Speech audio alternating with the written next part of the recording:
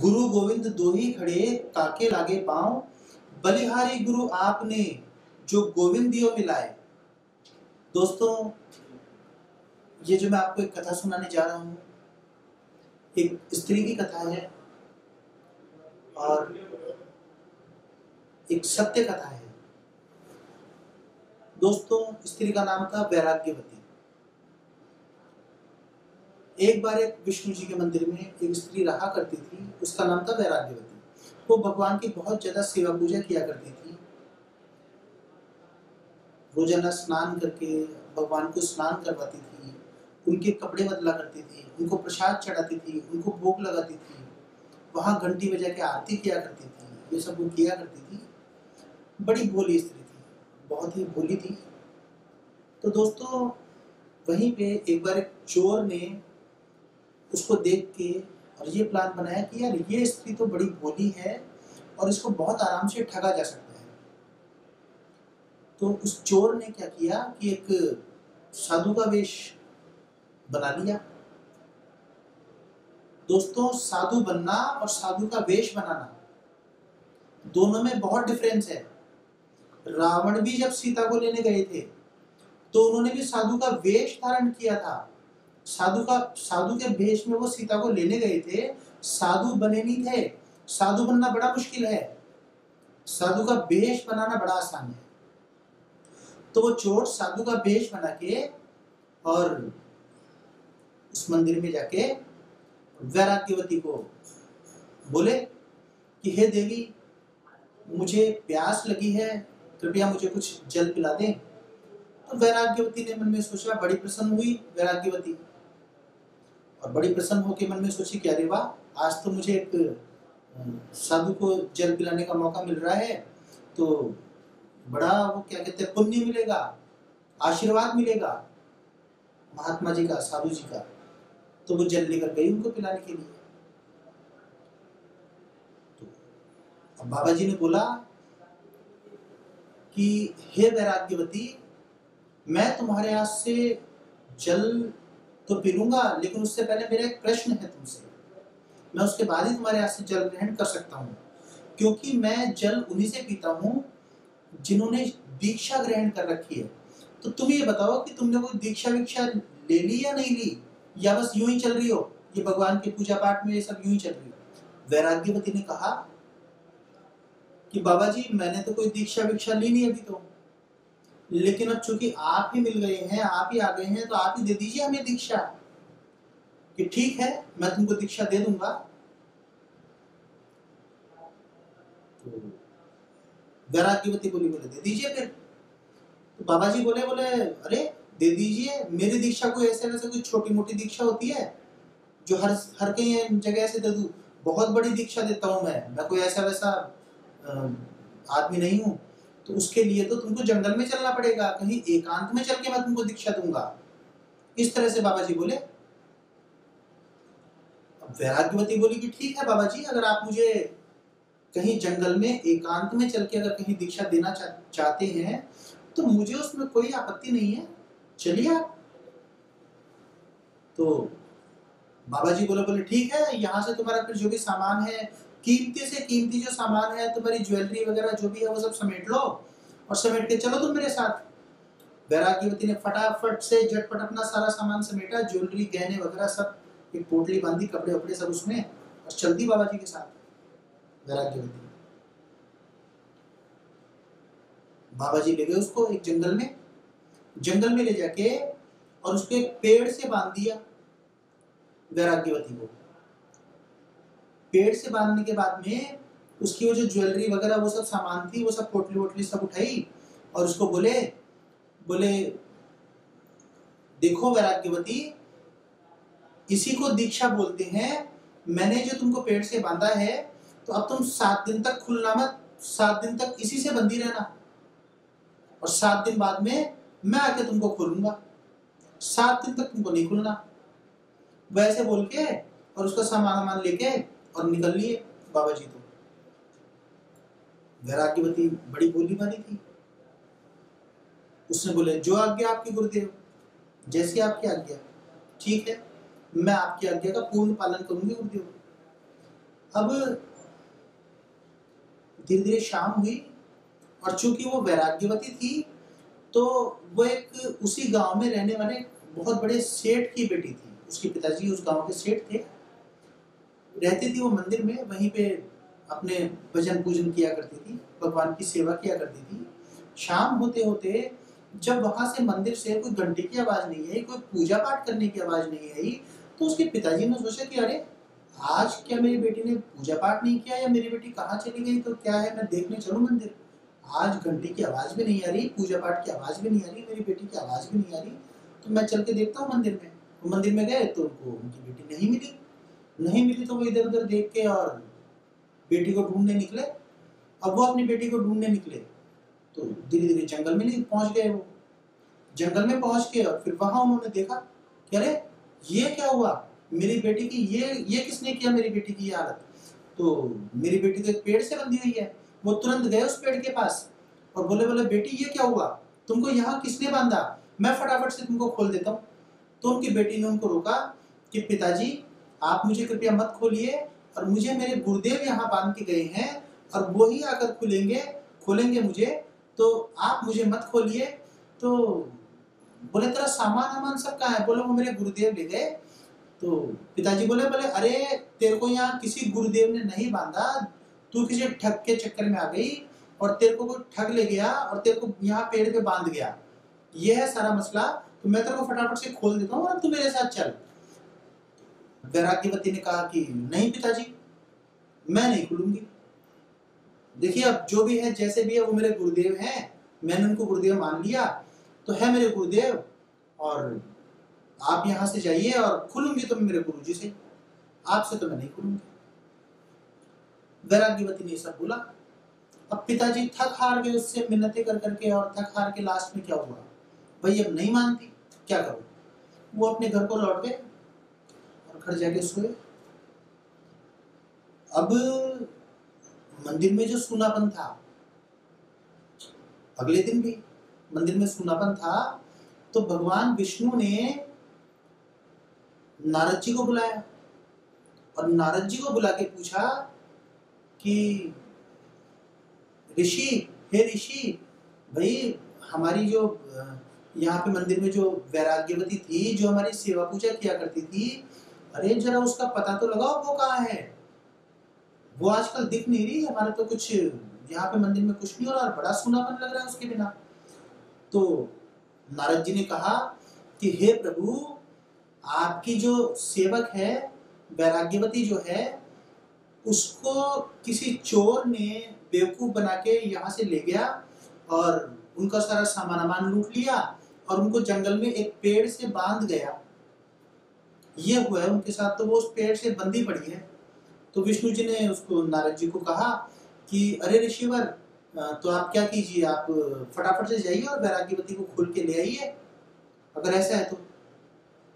नारद जी ने विष्णु जी के आदेश का पालन किया, वो पहुंचे जंगल में, वैराग्यवती के सामने प्रकट हुए। तो वैराग्यवती ने जैसे ही उनको देखा नारद जी को प्रणाम किया कि हे ऋषिवर आपको प्रणाम, बहुत बहुत प्रणाम। तो नारद जी ने बोला कि हे देवी मैं तुम्हें यहाँ खोलने आया हूँ, तुम्हारे बिना वहां पे सब सूना पड़ा है, मंदिर सूना पड़ा है, ना वहां पे कोई पूजा करने वाला है, ना वहां पे कोई घंटी बजाने वाला है, ना भगवान जी के भोग लगाने वाला है, ना प्रसाद का कोई नहीं है वहां पे। तो मैं तुमको यहाँ पे खोलने आया हूँ जिससे तुम वहां पे जाके मंदिर जाओ वापस और अपने काम संभालो वापस। देवी वैराग्यवती बोली कि ऋषिवर ऐसा है कि मुझे यहाँ पे मेरे गुरुजी बांध के गए हैं, तो मैं तो अभी आपसे तो नहीं खुलूंगी और मैं अभी नहीं चलूंगी, क्योंकि मेरे गुरुजी ही मुझे खोलेंगे। ये मेरे गुरुजी का आदेश था कि मैं यहाँ पे बंदी रहूं। तो नारद जी ने उसको बहुत समझाया कि अरे भाई वैराग्यवती जो तुमको यहाँ बांध के गया वो कोई गुरु नहीं है, वो तो एक ठग था, चोर था जो तुम्हारी सारी चीजें लेके चला गया और तुमको यहाँ पे बांध गया जबरदस्ती इस पेड़ के। वैराग्यवती नहीं मानी, उसने हट कर ली कि नहीं ऋषिवर मैं तो कुछ भी हो जाए आपसे तो नहीं खुलूंगी तो मैं मेरे गुरुजी से ही।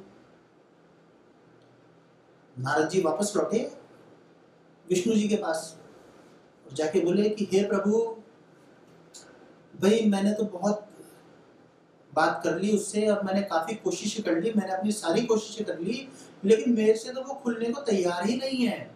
तो आप स्वयं चलिए साहब, आप ही खोलिए उसको। तो विष्णु जी चल दिए नारद जी के साथ। अब विष्णु जी नारद जी के साथ चल दिए तो वहां विष्णु जी प्रकट हुए।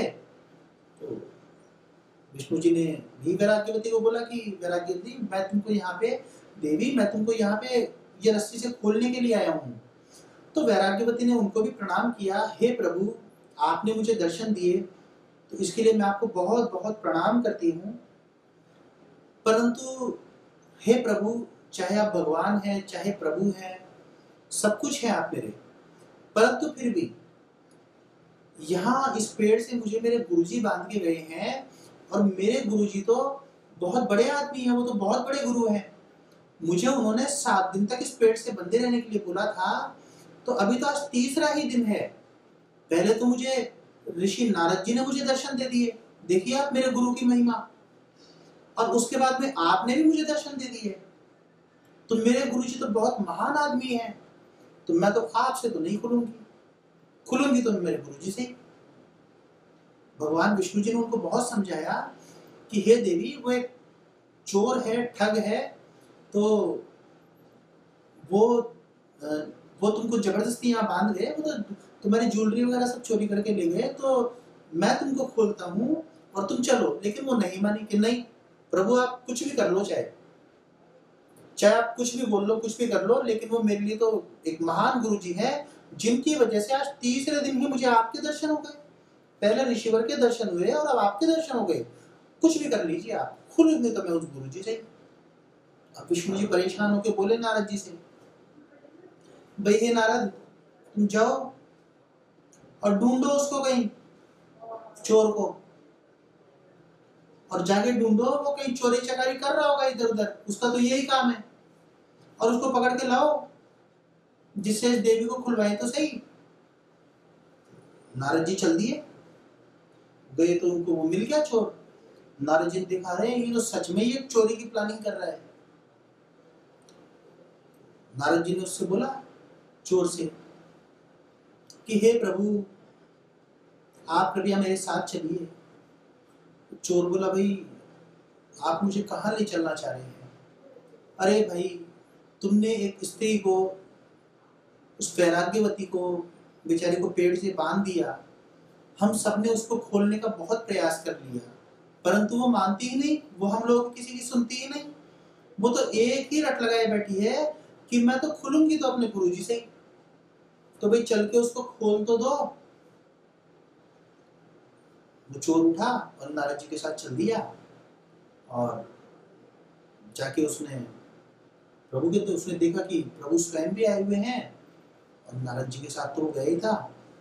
तो उसने प्रभु को प्रणाम किया, और उसके बाद में प्रभु ने बोला, भाई इसको खोल तो दे अब तू यार, बांध तो दिया लेकिन खोल तो दे, हमसे तो भाई इसने मना कर दिया, हमसे तो नहीं खुलती है, तो उस देवी को खोल तो दे कम से कम पेट से। वो दोनों जने देखने लगे, नारद जी और विष्णु जी। वो जो था चोर था, वो उसको बड़े आराम से खोल रहा, और वैराग्यवती को उससे कोई दिक्कत नहीं। तो वैराग्यवती जैसे ही खुली, जैसे ही वैराग्यवती को खोला गुरुजी ने, उसके चोर ने, तो अब वो तीनों सामने खड़े थे। एक तरफ भगवान विष्णु खड़े थे, एक तरफ देवर्षि नारद खड़े थे, और एक तरफ वो चोर खड़ा था। तो उस समय देवी वैराग्यवती ने जो लाइनें बोली, वो लाइनें थी, गुरु गोविंद दो ही खड़े कोको लागे पांव, बलिहारी गुरु आपने जो गोविंद दियो मिलाए। मतलब वो अपने गुरु को ज्यादा बली कह रही थी कि मुझे तो गोविंद से मिला दिया आपने, हे गुरुवर मुझे आपने गोविंद से मिला दिया। और सबसे पहले वो अपने गुरु के पैर पड़ी, और उसके बाद में वो विष्णु जी के उसने पैर छुए और नारद जी के पैर छुए। तो दोस्तों, कहने का तात्पर्य ये है कि आप, ये जो गुरु हैं, गुरु की बहुत बड़ी महिमा है, और इस दुनिया में ऐसा कोई भी सफल व्यक्ति नहीं है जिसने गुरु नहीं बनाया हो। इस दुनिया के जितने भी सफल लोग हैं उन सब ने कहीं ना कहीं गुरु बना रखे हैं। और आप लोग जो भी हैं, चाहे बिजनेसमैन हैं, चाहे गवर्नमेंट जॉब में हैं, चाहे पॉलिटिक्स में हैं, जिस भी चीज में आप लोग हैं, तो एक ऐसा गुरु जरूर बनाइए जो आपको टॉर्च दिखाए, जो आपको रास्ता दिखाए, जो आपका मार्गदर्शन करे, और उस पर विश्वास जरूर कीजिए। दुनिया में सफल लोगों को किन्हीं को भी देख लीजिए आप, उनके सबके कोई ना कोई गुरु जरूर हैं। और लाइफ में गुरु जरूर होना चाहिए। अगर आपको बिजनेस में टॉप करना है या किसी भी फील्ड में जाके कहीं भी आपको, अच्छा आप देख लीजिए जो बड़े महान सफल लोग हुए हैं उनमें आप देख लीजिए, तो दोस्तों दुनिया में जितने भी सफल लोग हुए हैं उन सब ने गुरु जरूर बनाए हैं। और आप लोगों के भी अपलाइन में कहीं ना कहीं गुरु छिपा हुआ है, तो गुरु बनाइए। और सफल लोगों ने जो गुरु बनाए उन लोगों में आपके नाम बताता हूँ। देखिए, भगवान कृष्ण ने भी ऋषि संदीपनी जी को अपना गुरु बनाया था, और भगवान रामचंद्र जी ने भी गुरु बनाया है। हनुमान जी ने भी अपना गुरु बनाया है। हनुमान जी के गुरु हैं सूर्यदेव। भाई हनुमान जी जब पहले छोटे थे तो उन्होंने सूर्यदेव को पहले तो अपने मुंह में रख लिया था, फिर उन्होंने अपने मुंह से निकाला, लेकिन उसके बाद हनुमान जी ने सूर्यदेव को ही अपना गुरु बनाया। थोड़े टाइम जब मुंह से निकाला उन्होंने, फिर थोड़े टाइम निकला तो वो सूर्यदेव के पास गए और बोले, भाई हे सूर्यदेव, मुझे आपको अपना गुरु बनाना है, तो आप मुझे शिक्षा प्रदान कीजिए। तो सूर्यदेव उसको देखते ही बोले, अरे यार, ये मेरे से शिक्षा लेने आया है, ये तो बड़ा खतरनाक बालक है, बड़ा डेंजरस है ये बालक, तो ये तो पता नहीं इसको तो भाई कब भूख लगाए, ये तो कब वापस मुंह में रख ले।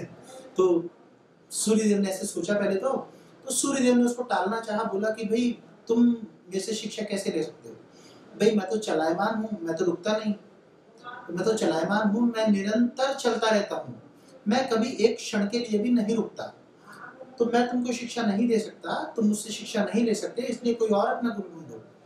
तो इस पर हनुमान जी ने कहा कि नहीं, मैं शिक्षा तो आप ही से लूंगा सूर्यदेव, गुरु तो आप ही को बनाऊंगा, तो मैं भी आपके साथ साथ चलता रहूंगा। तो सूर्यदेव बोले, भाई हनुमान, तुम अगर, सूर्यदेव को तो यह था कि यार इसको तो, इस बालक को पता नहीं भूख कब लगाए, तो उस चीज का भी डर था। तो भाई हनुमान, तुम अगर मेरे साथ साथ चल के अगर शिक्षा लोगे तो आमने सामने हुए बिना गुरु अपने शिष्यों को शिक्षा नहीं दे सकते, तो तुम मेरे साथ साथ चलोगे तो उसमें भी शिक्षा देना संभव नहीं है। तो हनुमान जी ने बोला कि नहीं सूर्यदेव, मैं आपके साथ साथ चलूंगा, और मैं आपके आगे खड़ा होके और मैं उल्टा चलूंगा, तो मैं उल्टा चलता हुआ आपसे शिक्षा लूंगा और आप मुझे शिक्षा दीजिए। ठीक है भाई, नहीं माने तो हनुमान जी सूर्यदेव के आगे उल्टा चले थे और सूर्य से उन्होंने शिक्षा ग्रहण की थी, सूर्य को उन्होंने अपना गुरु बनाया है। तो हनुमान जी के गुरु है सूर्यदेव। और जो शास्त्रों के अनुसार हनुमान जी का जो रंग लाल हुआ वो भी इसीलिए हुआ क्योंकि वो सूर्यदेव के जस्ट आगे वो उल्टा चल रहे थे, तो वो जो सूर्यदेव की जो तपन थी, वो जो हीट थी, उससे वो हनुमान जी का रंग लाल हो गया। इस तरह से उन्होंने सूर्यदेव से शिक्षा ली थी। तो बिल्कुल डिसिप्लिन में रहते हुए, देखिए सूर्य ग्रहों का राजा है वो, पूरे ब्रह्मांड में सूर्य एक ऐसे ग्रह हैं जो ना कभी उल्टे होते हैं ना सीधे होते हैं, और बिना एक क्षण भी, एक सेकंड भी रुके लगातार अपनी स्पीड से चलते रहते हैं, घूमते रहते हैं। तो हनुमान जी ने उनसे अपनी शिक्षा प्राप्त की थी। हनुमान जी के गुरु सूर्यदेव थे। इसीलिए मित्रों, दोस्तों, फ्रेंड्स, गुरु सबके होने चाहिए। जितने भी सफल लोग हैं सबने गुरु बनाए हैं। तो हमारी अपलाइन में निश्चित रूप से गुरु छिपे हुए हैं, तो हमको कहीं ना कहीं गुरु बनाना पड़ेगा, और गुरु बनाने के बाद ही हम लोग ज्यादा ऊंचाइयों पर जाएंगे और वही हमारा कहीं मार्गदर्शन भी करेंगे। तो हमको कोई ना कोई ऐसा व्यक्ति जरूर लाइफ में बनाना चाहिए जिसको हम अपना आइडियल बोल सके, जिसको हम अपना आदर्श मान सके, जिसको हम पूर्ण रूप से विश्वास करके हम उसको फॉलो कर सके। तो ऐसा व्यक्ति कोई ना कोई हमारे जीवन में जरूर होना चाहिए। अगर आपने किसी ऐसे व्यक्ति को बना लिया, जो आपका आदर्श है, जिसको आप फॉलो करते हैं पूर्ण विश्वास के साथ, तो फिर सबसे अच्छी बात है, इससे भी आप अपनी पत्रिका में गुरु ग्रह को भी स्ट्रॉन्ग करते हो और काफी ग्रहों को स्ट्रॉन्ग करके आप अपनी पत्रिका को डिसिप्लिन में ले आते हो। आपके स्टार्स भी काफी डिसिप्लिन में आएंगे, आपका समय भी काफी डिसिप्लिन में आएगा और खराब समय भी आपको बहुत कुछ नहीं बिगाड़ सकता, क्योंकि हमारे पास एक जीवन में ऐसा पर्सन है पर्टिकुलर, जो जिसको हम बिना रोक टोक के, बिना हम उस पर पूरी तरह से भरोसा करके हम उसको फॉलो करते हुए चल रहे हैं, और हम उसको फॉलो करते हुए चल रहे हैं, तो फिर निश्चित रूप से आपको सफलता, कामयाबी आपके कदम चूमेगी, सफलता आपके कदम चूमेगी। तो मित्रों, आज की हम वीडियो यहीं तक रखेंगे। नमस्कार। आगे हम आपसे फिर मिलेंगे। तो हमारे वीडियो से हमसे आप कंटिन्यू जुड़े रहने के लिए हमारे YouTube चैनल को सब्सक्राइब करना ना भूलें, उसको सब्सक्राइब कीजिए। और हमारे जो पेज हैं, एस्ट्रो गुरु मनीष अग्रवाल के नाम से ही है, उसको आप फॉलो भी कर सकते हैं। तो हम आपको आगे इसी तरह से और नई नई बातें बता दे रहे हैं, ज्योतिष से संबंधित ज्ञान आपको हम देते रहें, और कुछ उस पे हमारे पेज पे हम कुछ नई एक्टिविटी शुरू करने वाले हैं। तो थोड़ा समय निकलने से आपको वो भी पता चलेगा। नमस्कार दोस्तों।